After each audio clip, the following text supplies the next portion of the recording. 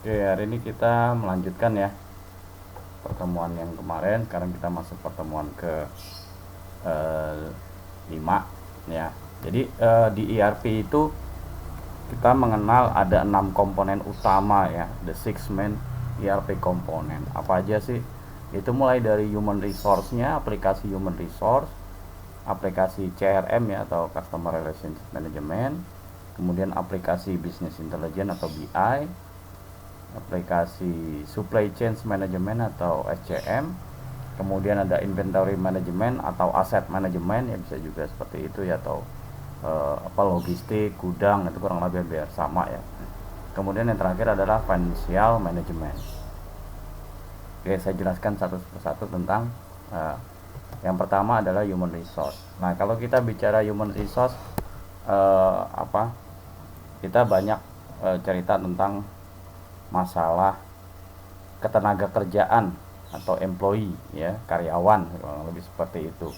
Nah, biasanya kita butuh aplikasi human resource management atau HRMS misalnya gitu ya, human resource management system atau human capital management ya, kalau di SAP itu human capital management ya, masuknya namanya seperti itu. Tapi banyak sekali nama-nama aplikasi HRD ya, kalau kita kan HRD kenalnya.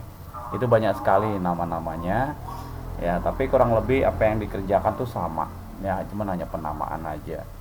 Nah, biasanya kalau perusahaan ingin apa ya, agar karyawannya kerjanya termonitor, terus bagian-bagian pengembangan SDM-nya ya bisa diperhatikan ya, di apa namanya, diawasi dan di proses. Nah, itu semuanya pasti kita butuh aplikasi yang menangani tentang misalnya onboarding ya atau offboarding ya.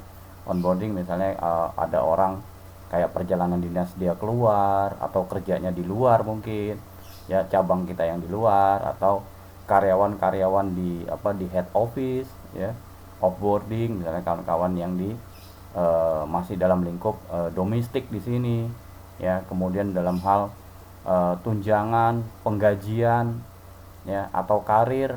Nah, semua itu sebenarnya kita butuh aplikasi yang bisa menangani hal tersebut. Mungkin teman-teman yang sudah bekerja nih pasti ngalamin tuh ya, apalagi kalau yang di bagian HRD itu biasanya kalau udah akhir bulan kita pasti sudah sibuk dengan apa, penggajian ya. Ya, ada yang lembur, ada yang lemburnya berapa kali dalam seminggu misalnya begitu ya.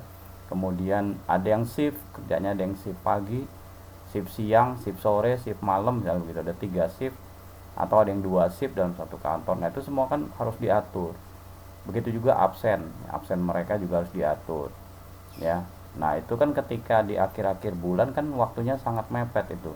Nah, biasanya di perusahaan-perusahaan itu periode penggajian itu umumnya adalah di tanggal mulai dari tanggal 20 sampai dengan tanggal 19 gitu ngitungnya ya. Jadi 20 sampai dengan tanggal 19 bulan berikutnya itu dihitung adalah satu periode. Nanti setiap tanggal 19 itu ditarik data absennya ditarik tanggal 19, kemudian dihitunglah ya, mulai dia ada lemburnya berapa, masuknya berapa hari, terus tunjangannya gimana, perjalanan dinasnya seperti apa. Nah, itu semua dihitung sehingga mereka biasanya gajiannya sekitar tanggal 26, 27, 28, 29, 30. Nah, itu biasanya ya perusahaan pasti punya aturan seperti itu yang kurang lebih sama. Kemudian termasuk kalau di human resource itu juga ada yang aplikasi misalnya menghitung tentang pinjaman karyawan. Kan di kantor ada juga yang menggunakan pinjaman karyawan ya, misalnya karyawan itu apabila ada kesulitan, ada pinjaman ke kantor tuh, memberikan pinjaman tapi ada potong gaji gitu ya, gajinya dipotong. Nah, itu pasti kan ada proses ketika gajian dihitung dia ini ya. Misalnya dia pinjam 10 juta, 10 juta dipotong dalam waktu 5 bulan ya, berarti kan dipotong tuh dalam 5 bulan tuh 10 juta tuh. Nah, berarti berapa per bulannya itu harus dipotong. Bagaimana kalau seandainya ketika dipotong dia, Pak jangan dipotong dulu bulan ini karena saya ada sesuatu kepentingan gitu. Nah berarti di bulan depannya lagi dipotong. Nah itu kan kalau satu orang yang begitu kita masih bisa tangani, tapi kalau sudah sampai karyawannya sampai 1000 atau 500 itu udah pusing kita hitung-hitung. Belum lagi masalah pajak lagi, pajak tahunan atau pajak bulanan ya, pajak PPH ya. Nah dan seterusnya. Nah ini semua kita harus atur di HRD. Belum lagi masalah kalau ada karyawan yang perjalanan dinas ya, atau mungkin training, ikut training ya. Siapa yang pernah ikut training SAP misalnya begitu, siapa yang udah pernah training Microsoft, siapa yang belum training. Nah itu kan semua ada. Bagaimana dengan orang yang levelnya naik dari staff biasa menjadi supervisor begitu, atau naik menjadi manajer. Nah itu kan ada proses-proses yang harus dihitung, dan ini nggak mungkin kita kerjain dalam bentuk manual. Misalnya cukup menggunakan file Excel atau file-file Word atau file Office biasa gitu. Pasti harus ada sistem yang bisa mengcover semua pekerjaan yang rumit ini ya. Itu aplikasi HR seperti itu. Oke, yang berikutnya yang cukup repot adalah kalau kita menghandle kita menghandle customer ya. Kita kalau menghandle customer kan kita juga pasti nggak asal handle. Karena customer kita sendiri kan ada yang customer yang sifatnya dia memiliki prioritas tinggi. Ada customer yang memang mendapat layanan khusus karena dia membeli produk kita dengan harga yang mungkin tinggi misalnya begitu. Nah itu kan pasti beda-beda cara penanganannya. Atau pelanggan yang sudah jadi pelanggan kita tetapi yang sifatnya umum aja ya, rata-rata lah pelanggan-pelanggan dengan kelas-kelas menengah ya. Atau malah ada calon pelanggan, jadi prospek ya, prospek pelanggan. Nah itu juga kan harus ditangani juga. Nah untuk menangani ini nggak bisa kita menangani dengan cara-cara manual, pasti kita perlu sistem. Nah komponen-komponen dalam CRM inilah yang biasanya kita pakai untuk menangani permasalahan mulai dari prospek pelanggan maupun prioritas pelanggan. Nah itu harus kita buat aplikasinya ya. Nah salah satu kegunaan dari CRM adalah melacak kebiasaan pembeli ya. Jadi kalau Anda nih punya ini nih, Anda semuanya misalnya kerja di perusahaan yang salah satunya menghandle pelanggan Anda nih ya, teman-teman punya pelanggan, pasti kan kita pengen tahu ya pelanggan itu rata-rata belinya apa sih yang dia beli begitu ya. Apakah dia senang dengan produk elektronik, dia senang dengan produk fashion ya, dia senang dengan produk-produk alat rumah tangga misalnya seperti itu. Nah itu kan variasinya banyak. Nah kalau kita udah tahu prospek, kita udah tahu kecenderungan, kita sudah tahu polanya mereka seperti apa, sehingga nanti ketika kita melakukan launching program atau promo atau diskon itu benar-benar tepat sasaran gitu ya. Jadi kita harus punya semacam mapping, kita punya semacam biodata dari pelanggan itu sendiri ya. Mereka ini apa sih, seperti apa kecenderungannya, polanya seperti apa, nanti kita harus punya ya, sehingga waktu kita menerbitkan atau meluncurkan produk kita tepat sasaran, kena langsung ke mereka yang memang sudah kita polakan, sudah kita mapping seperti itu ya. Banyak contoh-contoh layanan pelanggan ya. Kalau sekarang kan udah modelnya pakai ada chat ya, live chat. Tahu live chat kan? Live chat tuh yang kalau kita masuk ke webnya dari suatu aplikasi web, nanti di pojok kanan bawah itu ada semacam live chat. Dia bisa bergerak, terus kemudian kalau kita klik chattingnya itu, nanti pertama adalah mesin yang menjawab ya, mesin yang menjawab. Nanti setelah itu baru ada reply balik berupa jawaban dari tim customer service ya. Nah itu kan jauh lebih mudah ya. Buat kita mungkin memang ada yang merasa aduh nggak nyaman pakai live chat karena kenapa, yang jawab mesin, terus nanti jawabannya standar, terus nggak langsung direspon, ya itu tergantung dari perusahaan itu sendiri sih. Ada yang bisa langsung cepet ya dijawab, kita tanya dia langsung jawab, ada juga yang seperti itu. Tapi itu bagian dari CRM di mana mereka menyiapkan kontak langsung berhubungan dengan pelanggan, ya, atau dengan menggunakan telepon, ya. Banyak juga yang menggunakan telepon, jadi Anda diminta menghubungi care center atau customer service-nya atau call center-nya, nanti mereka yang akan menjawab tentang keluhan Anda semua. Nah, itu bagian dari kita touch atau kita berhubungan langsung dengan pelanggan, ya. Banyak sekali aplikasi CRM di Indonesia ya, di kita ini yang kalau kita boleh dibilang beli ya, beli misalnya sudah ada aplikasinya, atau kita mau bangun sendiri, atau kita download dari aplikasi software yang mungkin tidak berbayar ya, atau freeware misalnya. Itu banyak sekali. Anda tinggal cari, googling, cari, di situ ada aplikasi-aplikasi CRM yang tinggal Anda lebih belajar lebih dalam lagi, nanti aplikasinya ada ya, silakan dicari.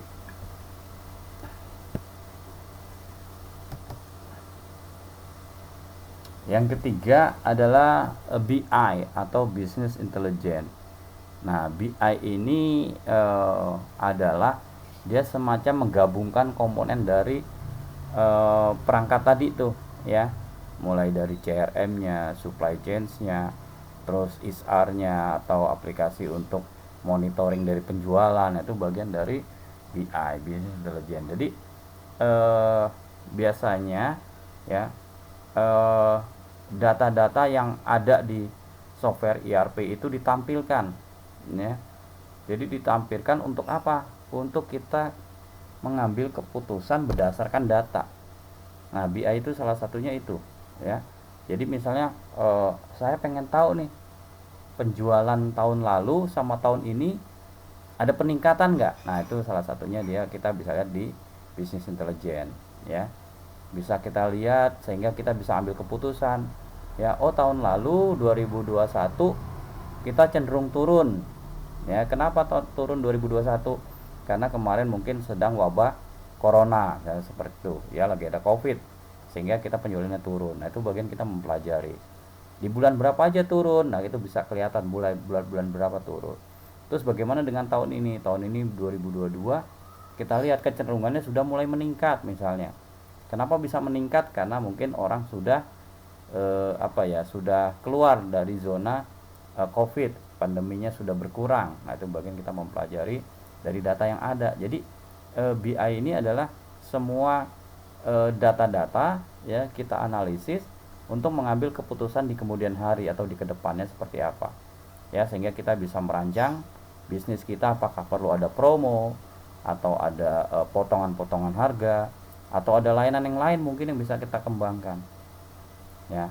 Jadi BI itu lebih bersifat ke laporan zaman dulu atau laporan di waktu-waktu sebelumnya, supaya kita memiliki wawasan untuk menganalisis ya data tersebut menjadi suatu keputusan ya. Datanya bisa berupa grafik atau berupa file-file tabel seperti itu, angka ya, itu bentuk visual datanya itu. Jadi kalau BI itu lebih bersifat ke visual datanya ya. Bisa di googling aja, dicari ya, contoh tampilan BI, Business Intelligence, langsung keluar ya. Biasanya berupa grafik-grafik ya, grafik batang atau dia grafik pie ya, atau berupa angka-angka seperti Excel gitu yang ada ininya. Nah, ada trend atau grafik scattering ya, titik-titik ya yang terhubung dan seterusnya, itu banyak sekali. Nah, itu bagian Business Intelligence. Kemudian yang keempat adalah supply chain. Nah, supply chain kita kemarin di seminar kemarin juga kan sudah ikutin ya, salah satunya seperti supply chain ya. Bagaimana kalau kita punya perusahaan, nah, atau kita bekerja di perusahaan ini banyak menghandle tentang vendor atau supplier ya kan. Kalau suppliernya 1-2 masih kita bisa handle dengan manual, tapi kalau sudah banyak berarti, dan kita harus hubungannya dengan supplier bagaimana dengan barang-barang komponen yang cukup banyak misalnya, ya. Nah, ini biasanya kita butuh penanganan bagaimana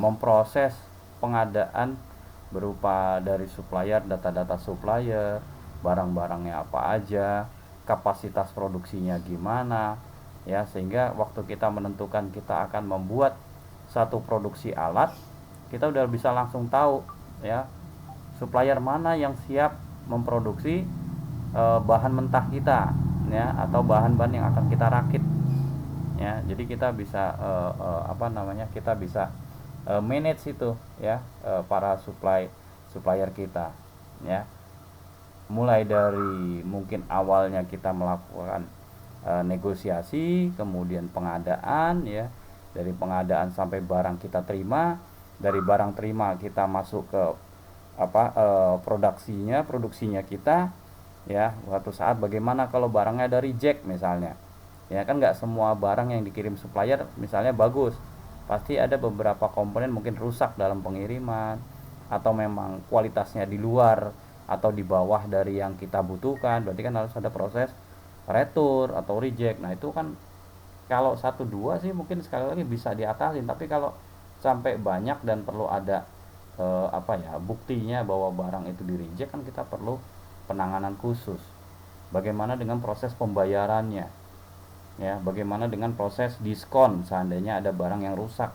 Nah, itu juga butuh waktu, itu butuh kecepatan ketika kita ingin memproduksi suatu barang, ya.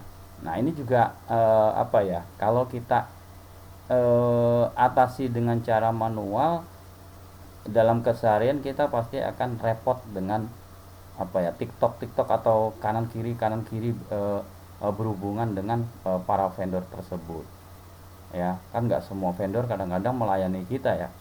Vendor atau supplier kadang-kadang dia juga punya supporting ke perusahaan yang lain, jadi kadang-kadang kita juga agak sedikit semacam rebutan atau semacam negosiasi kapan barang bisa dikirim, ya, berapa yang dikirim, ya, estimasi pengiriman mereka berapa banyak, kualitasnya bagaimana, ya, belum lagi nanti ketika negosiasi harga. Nah, ini semua perlu ditangani di supply chain management, ya. Nah, salah satu dari kebutuhan supply chain management adalah kita ingin memastikan bahwa barang yang kita produksi untuk dijual ke konsumen itu bisa tepat waktu dan harganya masuk. Intinya sih itu, ya. Bisa aja kita mengatur harganya bisa masuk, tapi kalau waktunya nggak cocok sama customer kita, kan nanti kita juga dimarahin, ya, sama customer, ya. Kita janji misalnya, oh bisa, Bapak pesan berapa, saya pesan 100 unit misalnya barang A gitu, ya, tapi ternyata barang A ini harus kita rakit dulu, ya, harus kita sesuaikan dengan harganya. Nah, tapi ternyata begitu kita koordinasi ke supplier, ternyata supplier keberatan, supplier merasa waktunya nggak cocok, atau dengan alasan, aduh Pak, ini barangnya baru minggu depan ada gitu, ya, karena kita udah terlanjur janji misalnya. Nah, itu kan kita juga harus atur sampai seperti itu, gitu.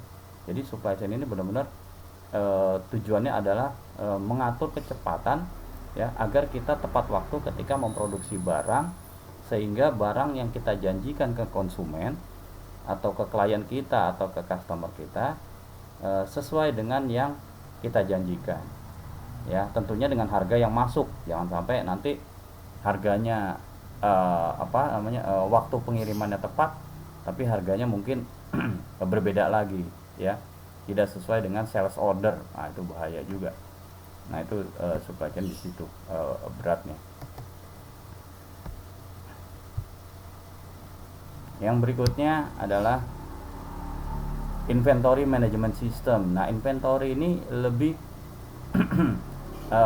masuk ke area barang atau gudang atau logistik. Nah, kurang lebih seperti itu, ya. Ada inbound, ada outbound, ya. Waktu itu pernah saya tampilkan video dari misalnya perusahaan yang melakukan inbound atau outbound. Nah, itu bagian dari inventory management, ya. Karena kita kita mengatur tentang komponen-komponen penjualan, ya, komponen-komponen barang yang akan dijual maupun kita kelola, ya, bagaimana pengolahan di gudangnya, bagaimana barang masuk, apakah barang yang masuk menggunakan metode FIFO, first in first out, misalnya seperti itu, bagaimana dengan kadaluarsa atau masa expirednya. Nah, ini kan juga atur ya, atau kita berikan barcode system, kita kasih ID barcode, ya, sehingga barang-barang itu ketika dicari mudah, ya. Bagaimana dengan tata letak, ya, tata letak ketika kita mengatur stok-stok di gudang, ya.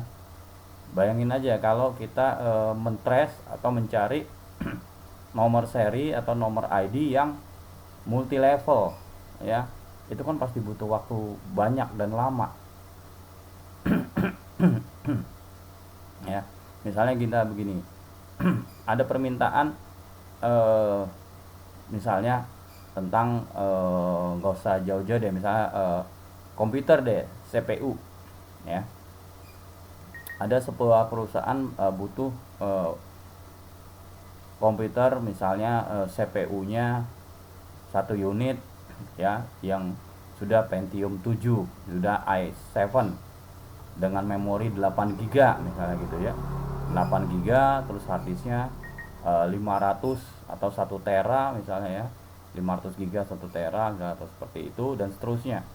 Nah, ini bagaimana kita bisa melacak barang-barang itu ada di mana, terus adanya di posisi mana, kalaupun di gudang di sebelah mana gudangnya.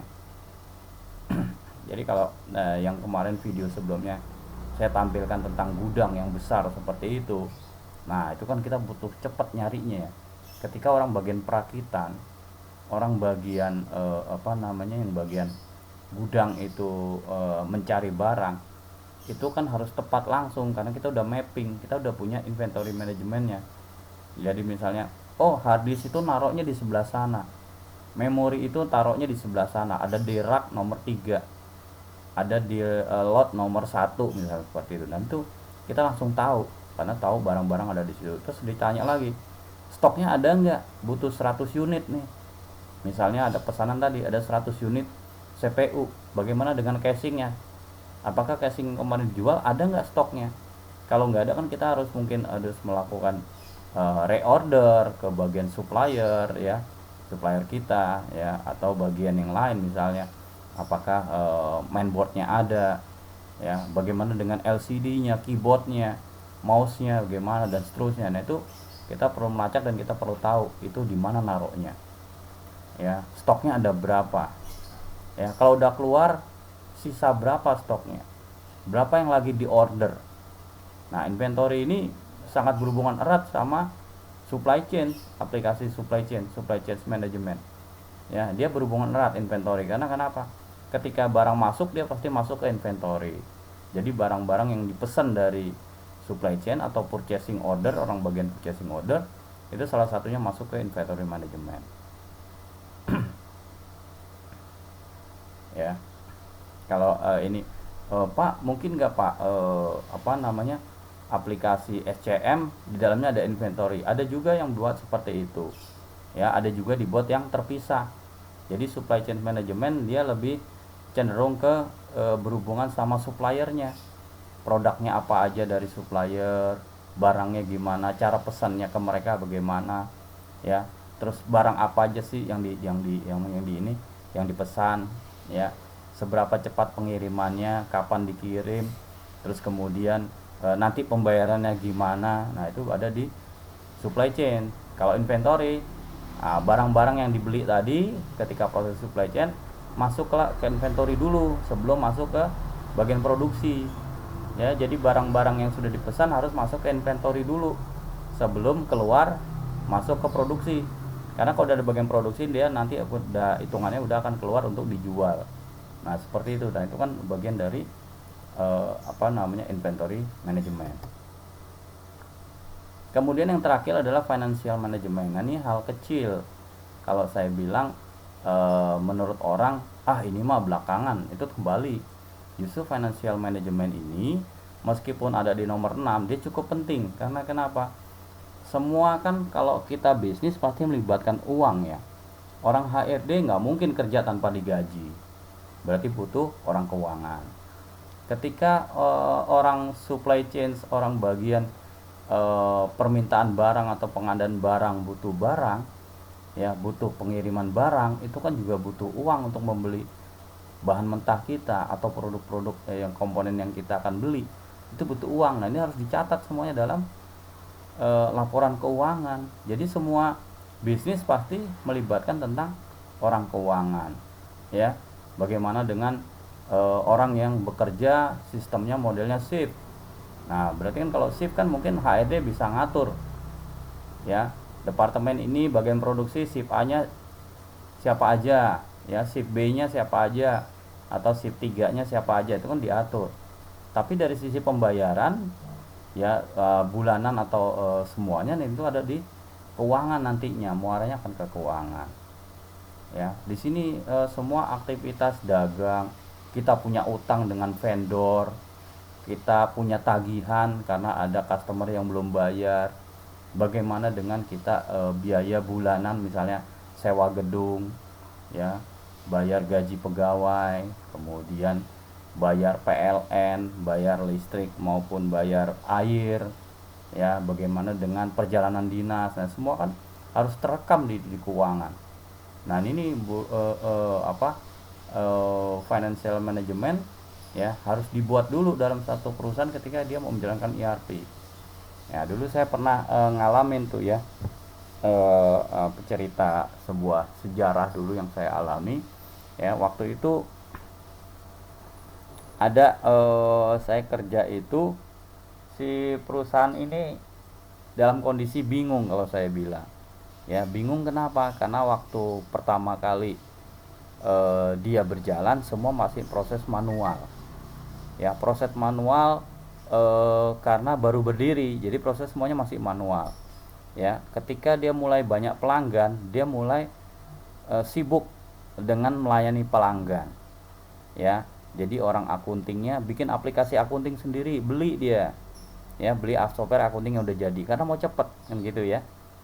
Terus yang jualan modelnya manual, ya, karena tahu dia belum punya sistem, ya. Begitu juga HRD-nya masih aplikasi manual, masih pakai Excel, masih pakai file-file Word seperti itu dokumentasinya, ya. Nah, ketika dia sudah berkembang, pegawainya sudah mencapai 1000, ya, lambat laun dia tanpa disadari pegawainya udah sampai 1000 orang. Apakah file Excel dalam menggaji bisa? Dia mulai pusing kan orang HRD, waduh, ini pegawai saya ada 1000, ya, 1000 pegawai digaji tiap bulan pakai Excel, pasti pening kan. Ada yang merasa kok lembur saya tidak dibayar, oh ya terselip, ya, formnya ada form lemburnya masih tulis tangan misalnya begitu, ya. Atau ketika dia perjalanan dinas, ya, laporan SPJ-nya masih manual sehingga kadang-kadang terselip atau nggak dibayar atau salah hitung mungkin seperti itu. Ya, itu mulai HRD mulai kewalahan, ya. Akuntingnya juga begitu, karena akunting beli software sendiri. Akibatnya apa? Akunting sama HRD nggak nyambung. Ketika gaji pegawai, orang akunting HRD hitung sekian, orang akuntingnya hitungnya agak berbeda lagi, mungkin karena ada sistem yang berhitung dengan cara berbeda, misalnya seperti itu, ya. Itu dari sisi akunting. Bagaimana penjualan? Ya, penjualan yang awalnya masih manual masih bisa di cover oleh orang bagian akunting. Uang masuk masih bisa di cover, dikerjakan manual dengan sistem yang kecil. Nah, begitu sudah eranya internet, ya, udah eranya internet, jualan online, itu kan transaksi tiap hari langsung masuk, ya, bisa mencapai ratusan transaksi sehari. Disitulah akunting mulai kewalahan, ya. Artinya apa? Diperlukan suatu sistem yang mengintegrasikan antara software akunting dengan software bagian penjualan dengan orang bagian HRD. Nah, di situ mulai sadar mereka bahwa butuhnya suatu aplikasi akunting atau finansial, ya, keuangan itu yang terhubung dengan sistem penjualan, terhubung juga dengan sistem HRD-nya, terhubung juga dengan sistem logistik atau produksi. Ya, di awal mungkin mereka masih bisa adaptasi karena masih sedikit. Begitu udah kompleks, masalahnya udah mulai banyak, mereka mulai sadar. Nah, ketika berjalan perusahaan tersebut, dia mulai bingung lagi. Kalau akuntingnya dijalanin, ya, dibangun software akuntingnya, sementara kan orang IT di kantor itu kan nggak semuanya bisa langsung ngerjain bareng ya. Jadi kayak semacam orang IT ada 5 atau 10 dibagi-bagi, kamu ngerjain finansial, kamu ngerjain software, bikin aplikasi software ini apa namanya penjualan, terus ada orang IT lagi suruh bikin aplikasi AD. Pasti tiap departemen akan memiliki apa, keegoan masing-masing. Mereka pengen kalau bisa gue duluan, ada yang malah nggak jalan. Nah, itu resiko ya, resiko kalau kita jalannya masing-masing. Makanya kan yang bagus ya, kita beli dalam bentuk software yang sudah jadi, software ERP yang sudah ada semuanya, ada finansialnya, ada SCM-nya, ada HR-nya, ada penjualan e-commerce-nya ya. Jadi kita beli begitu kita pasang di perusahaan langsung jalan semuanya. Tapi kalau jalannya masing-masing tadi, orang akunting beli software namanya A, ya, dia berkutat dengan software akunting. Terus orang departemen marketing sama sales dia bikin aplikasi e-commerce, nama vendor yang bikinnya misalnya perusahaan lain lagi. Terus orang HRD bikin lagi, ya, karena dia nggak mau nunggu yang depan tadi selesai, dia nggak nunggu orang akunting selesai, dia pengennya juga selesai juga, karena tiap bulan gajinya makin banyak nih karyawan. Akhirnya dia beli software sendiri. Apa yang terjadi? Sehingga tiap-tiap departemen mempunyai program masing-masing yang belum terintegrasi, dan itu jadi masalah. Nah, saya pernah ngalamin seperti itu. Akhirnya apa? Kita orang IT yang di dalam situ pusing, ya. Akunting dia beli software sendiri, orang marketing beli software sendiri, orang HRD beli software sendiri, dan itu nggak nyambung semuanya. Karena kenapa? Ya agreementnya mereka kan per departemen misalnya, ya, si software orang-orang orang programmernya. Nah, harusnya kan kalau ada 3 departemen yang butuh, kenapa nggak kita langsung beli aja software ERP yang udah jadi? Kalaupun kita bikin agak berat. Kenapa? Karena kalau kita bikin kan kita butuh waktu. Sementara tiap hari, tiap bulan orang itu butuh gajian. Ya, ibaratnya orang kerja itu udah help lah, udah minta tolong, gue udah nggak kuat nih. Tiap bulan ngitung gaji pegawai salah terus. Ya, orang akunting udah kewalahan. Tiap hari ada transaksi uang masuk tapi nggak jelas dari mana. Nah, itu udah mulai, itu makanya butuh aplikasi ERP yang sudah tinggal pakai atau tinggal jalan lah seperti itu. Nah, itu pernah saya alamin seperti itu, ya. Makanya biasanya kalau kita memulai usaha atau bisnis, ya, pastikan dulu aplikasi finansialnya sudah siap, ya. Jadi aplikasi akuntingnya atau finansialnya udah siap, ya. Baru tuh kita kembangkan ke aplikasi CRM-nya atau aplikasi penjualan e-commerce-nya. Sehingga ketika nanti ada transaksi masuk, ya, semua transaksi akan tercover atau terekam di akunting. Begitu juga ketika kita mengembangkan aplikasi HRD-nya, ya, semua transaksi gaji-gaji pegawai akan terekam di aliran uangnya akan kelihatan di finansial, ya. Jadi jangan masing-masing jalan sendiri, ya, tetap akuntingnya harus diutamakan seperti itu. Nah, ini untuk pengembangannya, ya, pengembangan ada core-nya, ada extended-nya, komponennya, ya. Nah, kalau di sini, ya, ini adalah komponen dari core ERP, ya. Kita ada production planning-nya. Saya ambil contoh seperti ini, ya. Ada orang bagian produksinya, ya, untuk core komponennya. Ya, ada financial accountingnya, ada human resource-nya, ya. Ini masuk ke aplikasi ERP, ya. Extended adalah pengembangannya. Nah, pengembangan seperti apa? Biasanya aplikasi BI, business intelligence, CRM, supply chain, e-business. Nah, ini lebih bersifat ke e-business. Ini bagian salah satunya mungkin e-commerce mungkin, ya. termasuk e-commerce juga bisa, atau e-office ya, banyak sekali yang mendukung tentang aplikasi-aplikasi pengembangan di e-bisnis ya. Nah, ini contoh dari gabungan ya, gabungan dari ERP komponen ya. Jadi kalau ada pertanyaan nih, ya, aplikasi atau core komponen ERP yang utama apa sih? Nah, berarti kan ini nih yang utama. Kita harus punya aplikasi akunting. Kita harus punya aplikasi orang produksinya. Ya. Kita harus punya aplikasi HR-nya. Seperti tadi yang saya ceritakan di awal ya. Kita harus punya ini semuanya. Jangan kita develop sistem dari sini dulu.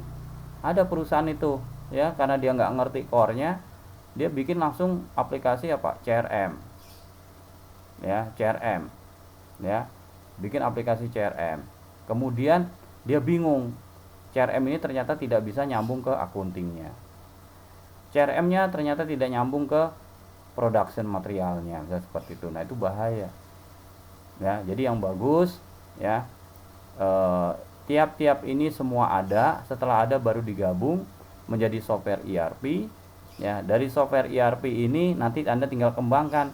Kalau ada aplikasi bisnis intelijen, tinggal masukin ke sini. Anda bikin CRM, masuk ke sini. Supply chain masuk ke sini, e-bisnisnya masuk ke sini. Ya. Jadi nanti tinggal ERP-nya kita jadi satu. Intinya yang ini harus dibuat dulu nih, Mas. Ya. Yang 3 ini kalau di kantor harus dibuat dulu. Ya, jangan buat yang di sini dulu, nanti kewalahan ya akuntingnya. Ya, karena ketika tadi transaksi udah masuk ke sini, orang akuntingnya nggak bisa ngambil ya, karena datanya mungkin tidak sesuai dengan aturan yang ada di akunting ya. Jadi kalau ini fokus pada internal proses, sementara kalau extended ya atau pengembangan dari ERP ini fokus pada external proses ya, sifatnya keluar kan ini semua ya, sifatnya keluar, apakah itu CRM, supply chain maupun e-bisnisnya ya, ini sifatnya keluar. Oke, nah ini kita skip ya, tugas individunya nggak perlu ya, karena kemarin sudah teman-teman udah ngerjain tugas individu. Oke, sampai di sini ada pertanyaan untuk 6 komponen tadi? Silakan jika ada yang bertanya.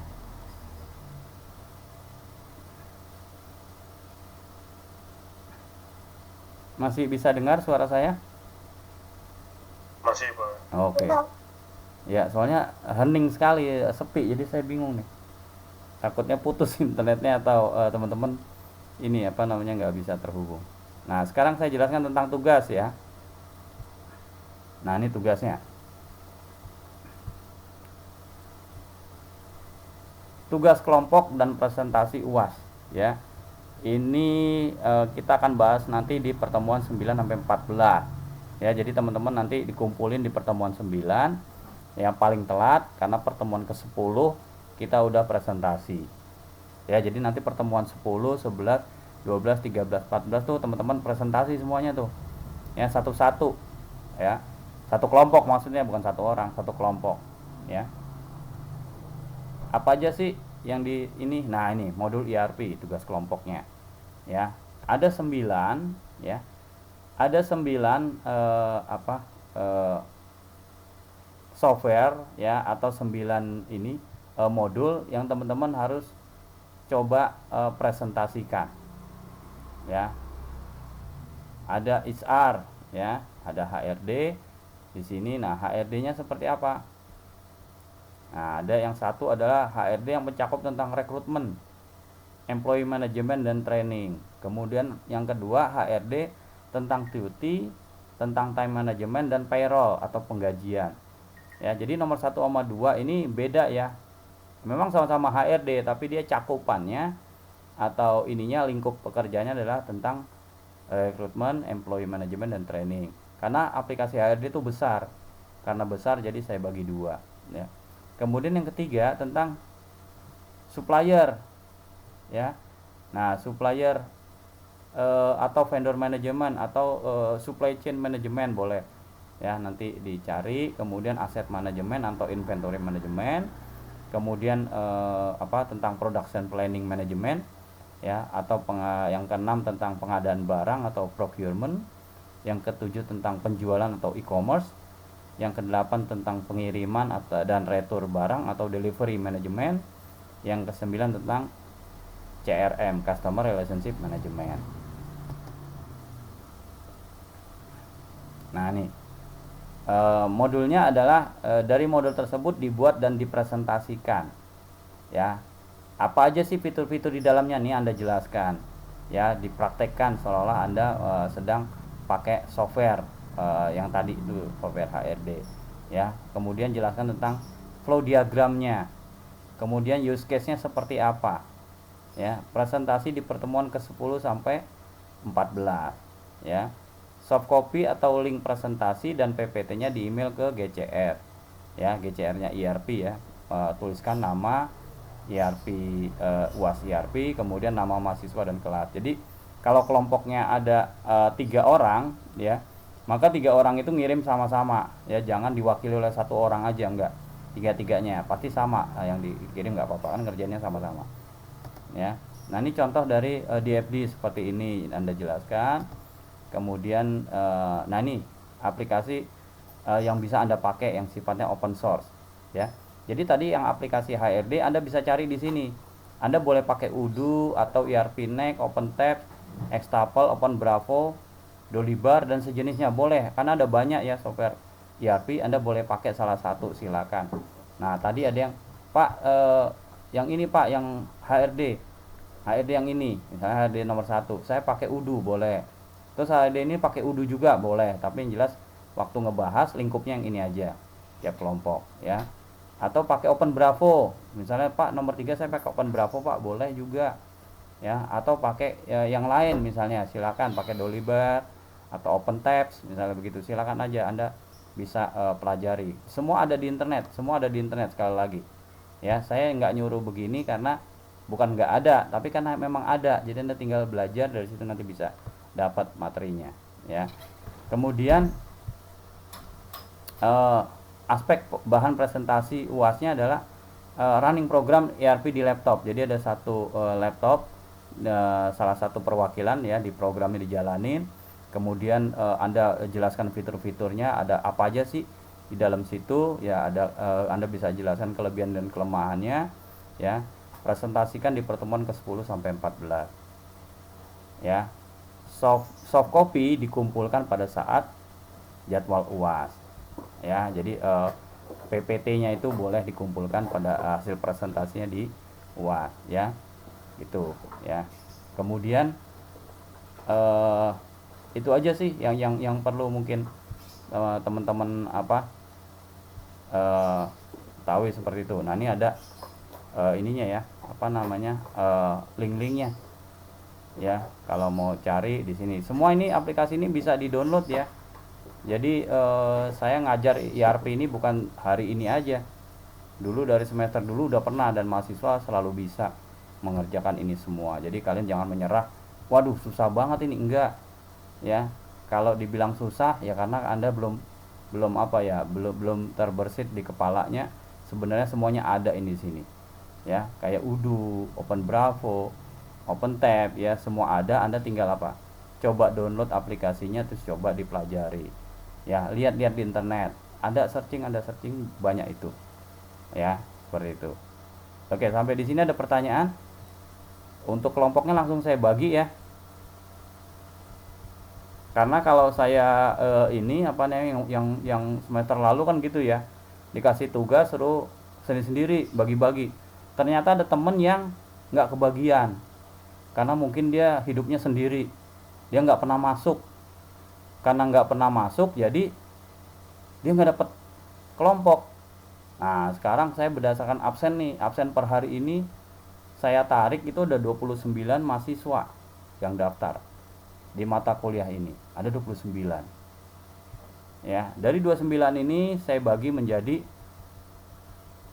tadi 9 materi yang ini. Nah, jadi ada 9 materi ini, modul ada 9, ya. Nah, jadi ada yang nomor 1 sampai nomor 3 absennya tadi HRD. Nah ini nanti saya share di di grup ya. Berarti Dwi Sinta, Nisanur Amini, Isan Dewantoro masuk grup HRD yang pertama. Ini masuk grup HRD kedua ya. Kemudian yang di sini adalah CRM-nya Adinda, Lydia sama Arya Pangestu dan seterusnya ya. Yang ketiga ini kenapa ada 4? Karena memang aplikasinya gede. Ya kan? 3 ini kan aplikasi CRM ya. Nah, ini supply chain ya, vendor management. Ya, karena cukup besar makanya saya tugaskan 4 orang. Ya, yang ini nggak begitu, jadi ini 3 orang, ini 3 orang juga, ini 3 orang. Nah, begitu masuk ke 9 nih 4 orang nih, yang 9 nih 4 orang. Saya ambil 4 orang karena aplikasi CRM juga besar juga, jadi butuh 4 orang. Nah, kurang lebih seperti itu.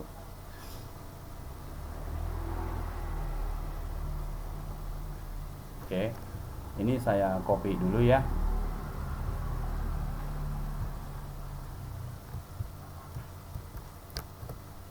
Oke, sampai di sini ada pertanyaan silakan.